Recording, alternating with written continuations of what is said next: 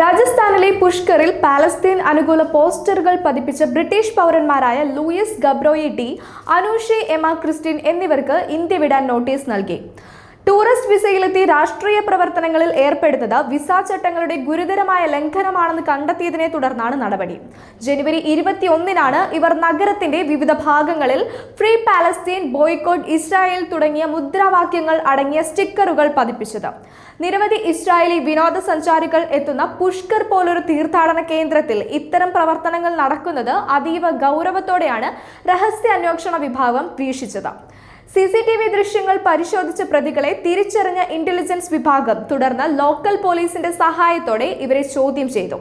വിദേശ പൗരന്മാർ ഇന്ത്യയിൽ രാഷ്ട്രീയ നിലപാടുകൾ പ്രചരിപ്പിക്കുന്നതോ പ്രതിഷേധങ്ങളിൽ പങ്കെടുക്കുന്നതോ വിസ നിബന്ധനകൾക്ക് വിരുദ്ധമാണെന്ന് അധികൃതർ വ്യക്തമാക്കി. വിസ റദ്ദാക്കിയതിനെ തുടർന്ന് ഇവർ എത്രയും വേഗം രാജ്യം വിടണമെന്നാണ് നിർദ്ദേശം. ഭാവിയിൽ ഇന്ത്യയിലേക്ക് മടങ്ങി വരുന്നത് തടയാൻ ബ്ലാക്ക് ലിസ്റ്റ് ചെയ്യുന്നത് ഉൾപ്പെടെയുള്ള കർശന നടപടികളിലേക്കാണ് രാജസ്ഥാൻ പോലീസും ഫോറിനേഴ്സ് രജിസ്ട്രേഷൻ ഓഫീസറും നീങ്ങുന്നത് എന്നാണ് ഇപ്പോൾ ലഭിച്ചിരിക്കുന്ന റിപ്പോർട്ടുകൾ.